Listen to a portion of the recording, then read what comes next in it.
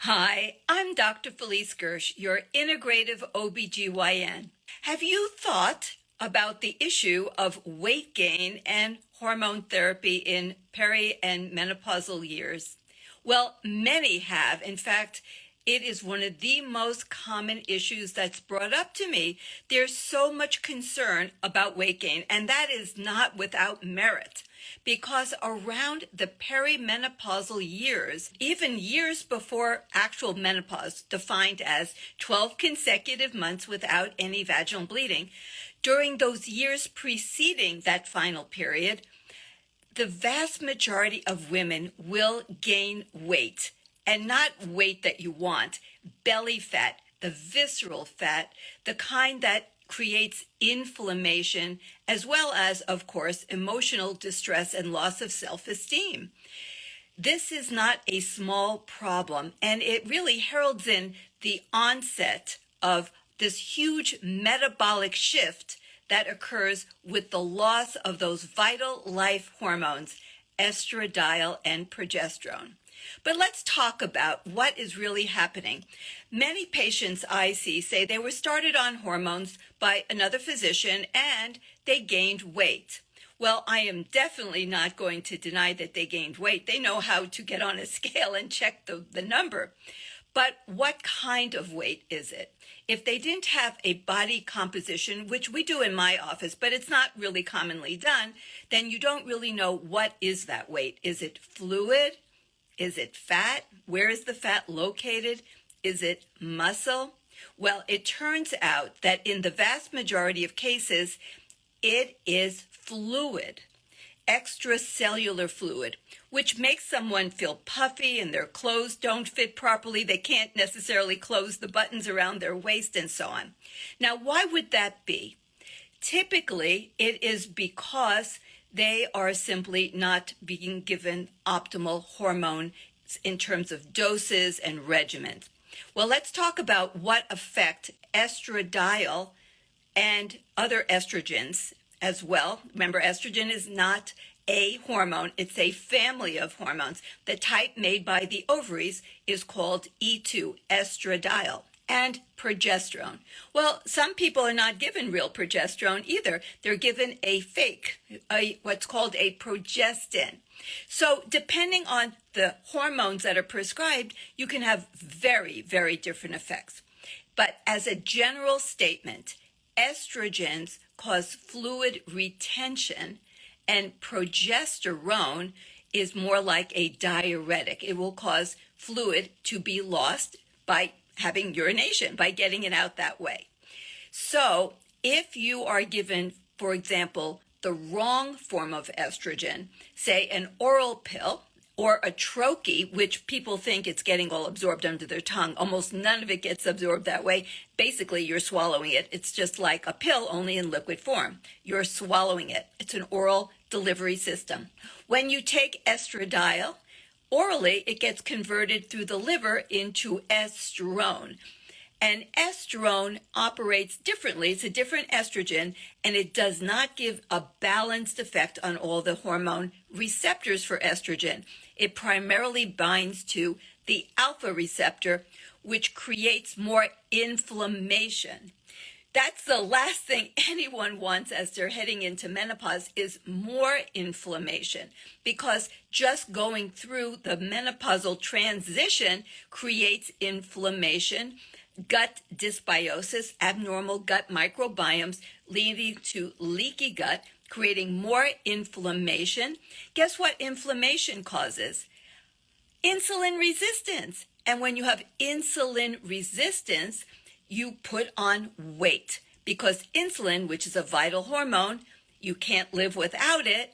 But if you have too much of it or it's not working properly, it promotes fat production and storage. So if you have no hormones on board or lowered levels because you're transforming yourself as your ovaries are aging into a peri and then a menopausal woman, you will gain weight almost 100% of the time. And if you're very thin, the weight may not be very obvious, but it's there. It's internal in your viscera around your internal organs. And if you do a body composition, you'll see that you're losing vital muscle mass and putting on visceral fat. In fact, your clothes may feel differently even if your weight stays the same. For most women, they're not so thin, and they can see it. They can see their bellies are rounding, they're losing their cute little waistlines, and it's all that pro-inflammatory visceral and belly fat. Now, why is that even happening? Well, it turns out that estradiol, which has the balanced effect on all the estrogen receptors, works to keep your metabolic systems humming beautifully. So, for example, thyroid. It turns out that thyroid glands have estrogen receptors for estradiol. And so without adequate amounts of estradiol, guess what happens? You won't produce thyroid properly. And of course, everyone knows that the thyroid hormone, levothyroxine, T4, is the metabolic metabolizer. Okay, it keeps you burning fat. Everyone says, I may have a slow metabolism, check my thyroid. Well, the last thing you want is low thyroid, or what else? Estradiol also modulates the thyroid receptors. So without adequate estradiol on board, you're going to not have proper receptor function. So the thyroid gland won't work as well, and the thyroid receptors for the thyroid hormone also won't work as well. So essentially, it's like you are low in thyroid, hypothyroid. Well, if you read the Dr. Google, you'll see low thyroid is associated with weight gain and a whole bunch of other symptoms. Well, estradiol also is the appetite regulator. So many women, as they transition into menopause, lose appetite control. They get cravings and often will develop binging, like that bag of chips just calls your name and you try and try not to eat it. You finally give up, eat it, and then feel terrible. Or it could be a tub of ice cream or whatever.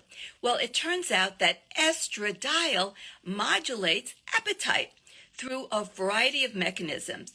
In terms of fat tissue, the adipose tissue, makes hormones called adipokines. One of them is called leptin. When you have high amounts of leptin, it suppresses, when it's working properly, it suppresses appetite. Well, leptin is modulated or regulated by estradiol. And in your brain, you also make little neuropeptides, like the one that's so famous now that is mimicked by drugs like Ozempic, GLP-1, glucagon-like peptide 1. That's actually made in your brain and helps regulate appetite so you don't have dysregulated, out-of-control appetite. It also is made in special gut lining cells called enterocytes. And those little cells make GLP-1 in the presence of estradiol. So you need to have that for the production of this really important little peptide that helps to modulate appetite and also helps to control the function of insulin. Well, it turns out that as well, estradiol controls what are called the glucose transport system, how glucose is transported from the blood into the cells that need it for energy. If those glucose transport systems are not properly working, you end up having too much glucose, sugar, circulating in your blood, which causes your pancreas to make more insulin. Now you know, insulin is the hormone that helps to promote the production and storage of fat. So you don't want that. You don't want higher glucose circulating and then higher amounts of your insulin, because if you have high insulin, it's going to convert all that glucose into fat, and not fat that's in the subcutaneous tissues, but rather visceral fat. Because estradiol, if you are young or you have plenty of hormones on board, it doesn't mean you can't gain weight. There are plenty of young women who have plenty of natural hormones. Their ovaries are working, but they still get overweight. Well, you can override any system if you actually eat all the wrong foods and you live all the wrong lifestyle and you're full of endocrine disruptors. But even if you do everything right, but you overeat, you take in way too many calories, even if they're from good healthy foods, if you overconsume, you will put on additional fat. But if you have enough estradiol on board, the fat will go to where? The typical fat storage sites of healthy women, butts and hips and breasts, as opposed to the belly. Now, I'm not saying everyone wants to have a Rubenesque figure, but that's what you'll get if you overeat, but you have enough estradiol. And that's not necessarily aesthetically pleasing to those of us today, but it's not really terribly unhealthy because that kind of fat doesn't create inflammation, unlike belly fat. Belly fat and visceral fat gets infiltrated with the immune cells that create tremendous amounts of inflammation. Well, what else does estradiol do that's so important for weight control? Well, it works in the gut to maintain a healthy gut barrier. Without adequate estradiol, you're going to get into problems with dysbiosis, the wrong gut microbiome population, leading to leaky gut. Then you have the contents of the intestinal tract passing through the lining cells into the body proper, and with all the junk coming in, what we call endotoxins or lipopolysaccharides, it ignites the immune cells that line the gut. There's lots of them. That's where 70% of the immune system is placed, creating inflammation that circulates throughout the body. And as I told you, inflammation leads to insulin resistance. High levels of insulin leads to production of fat and storage of fat. You almost cannot ever lose weight. You can't lose weight if you have high circulating levels of insulin. So it's really, really complex. But there's even more to it. Estradiol modulates the function of mitochondria. Mitochondria are the little structures in cells that create energy.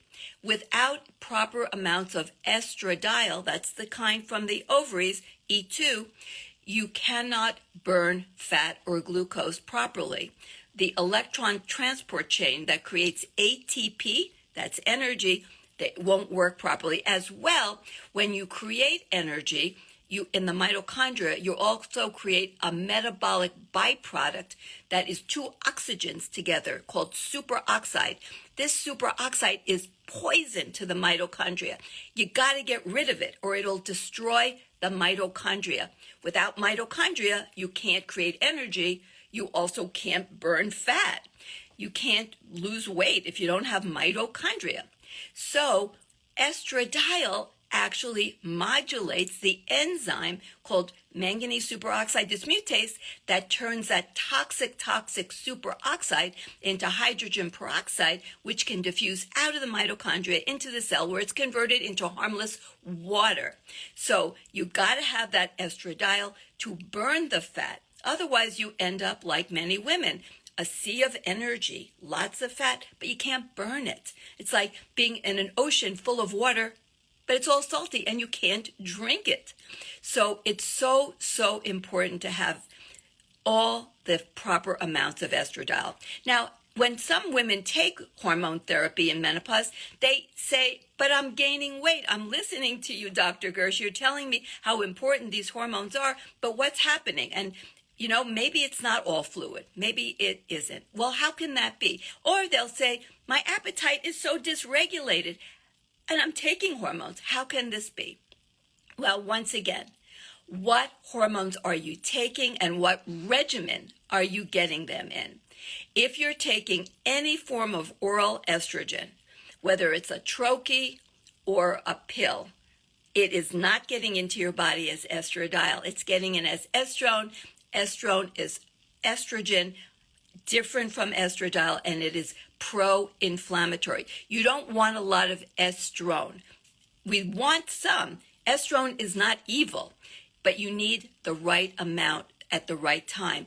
Only nature can figure that out when it takes a healthy quantity of estradiol, which can be converted naturally into some estrone as the body wants it. So estrone, I'm not demonizing estrone, but you want it only when it's converted properly by the body from estradiol.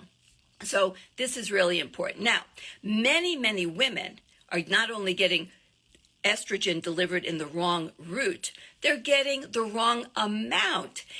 The dose matters. If you have a very small amount, it's actually not anti-inflammatory. In fact, the menstrual cycle is the perfect example of some of the things I'm going to tell you right now. In a normal, healthy, reproductive age woman, when she has a menstrual cycle, the estradiol is very low during the period. It's not zero, but it's quite low. Many women in menopause are given estradiol levels that are the same as that. That's not going to be anti-inflammatory. That's not going to do the things you want it to do to optimize metabolism, thyroid, gut health, the peptides in the brain and in the gut. None of that's going to happen properly because the level that's created is simply too low. So you've got to get a dose in to actually create the proper effect. And there's so much fear, and still is, about estrogen. And remember, the motto that came out after the Women's Health Initiative was the smallest dose for the shortest period. Oh my gosh, I can just pull my hair out every time I think of how many women were harmed by that. Well, it's not the lowest dose, but still so many doctors are prescribing really small doses, and the women, they don't know that they're getting an inadequate dose. And so they're not getting the proper effect. It's like they're on smoke and mirrors dose. It's not creating the proper effect. And if you have very small amounts, it's like you're during the period time, and it's not going to be helpful. And that's why it's really important to have a level that's more middling, as far as like at the upper end of the follicular level that's produced, or more like sort of somewhere towards the luteal phase, but not way down low at the time of the period. Now, that level only stays low in a normal cycling woman for just a very few days. And what about during the luteal phase? That's the time from ovulation to the period. That's the time when a normal cycling woman in the reproductive years will make progesterone along with the estradiol. Remember, a cycling woman only makes progesterone for 2 weeks, and yet many doctors are prescribing estradiol and progesterone every day. No woman ever in her lifetime would naturally be doing that. That's not ever possible. She would never make progesterone every day.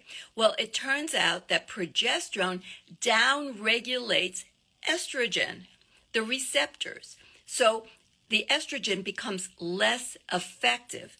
Remember, it doesn't matter how much food you have if you can't get it in your mouth because somebody duct tapes your mouth closed and you can't get the tape off. Having hormones doesn't help if they can't get into the receptor and activate the receptor. Progesterone doesn't turn off the receptors, it downregulates the receptors. And that is all about reproduction. We're not going to go into all of the why that would be, but if you give progesterone all the time with the estradiol, even if you're getting transdermal estradiol, you're actually somewhat deactivating that estradiol. And also, usually the dose of the estradiol is too low. So basically, once again, smoke and mirrors. Of course you're gaining weight. You're not on an adequate amount of estradiol.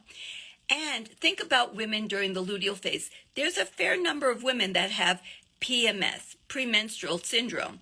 And during that time, many women have cravings and binges. Why is that? That second half of that menstrual cycle, a lot of women don't feel optimal, because they're having PMS symptoms, which can include bloating, some fluid retention, they're not feeling right, they're having appetite dysregulation. That's because of the way that the hormones between the progesterone and the estradiol are interacting, and the progesterone is affecting the estrogen receptors. So it's complex, and obviously not every woman has that kind of an issue, but that is what we don't want to create. We don't want to give women hormones in the perimenopause and menopausal years that recreates PMS. Of course not. So when you go on hormones, you have to get an adequate serum, not saliva. That's not yet validated. Don't go with saliva. We need to get an adequate level in the blood, and it needs to be in the range of towards 100, at least over 50, and it could be 100 up to 150, could even be a little higher. You just want to see also what the life effect is on the uterine lining to see if you're creating what seems like a normal type of period. That's a biological assay of effect. That's actually a very good marker of how things are going. When you have normal hormones, when you have adequate estradiol, it modulates appetite, keeps your thyroid working, makes your gut right.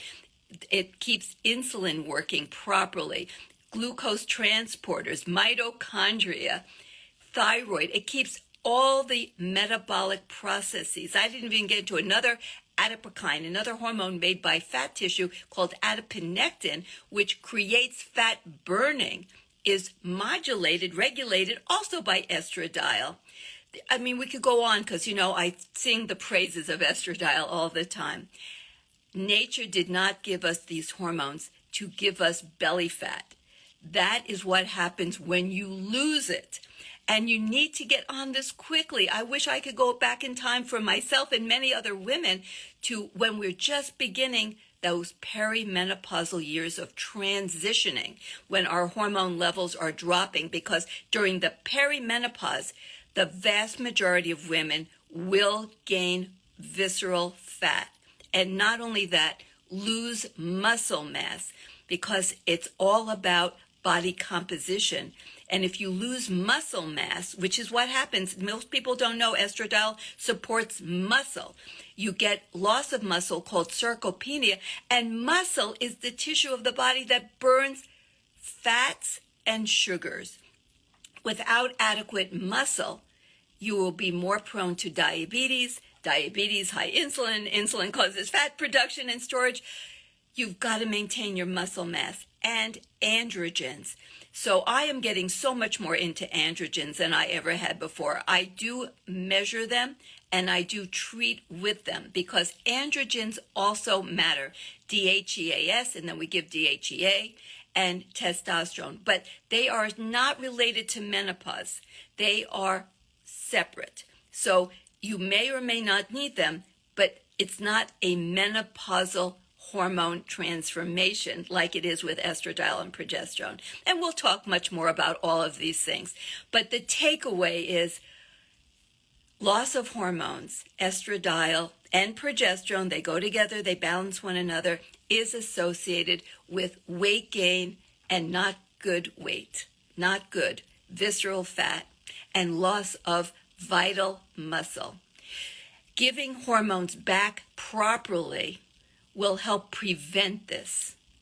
And maybe, we have not a lot of data on this, with adding exercise in, that vital medicine, exercise, can help to reverse it.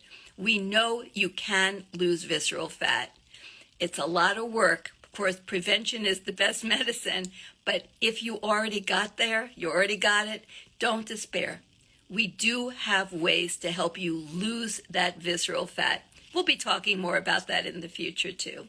So don't demonize hormones. They're your best buddies. I really mean it. You take care.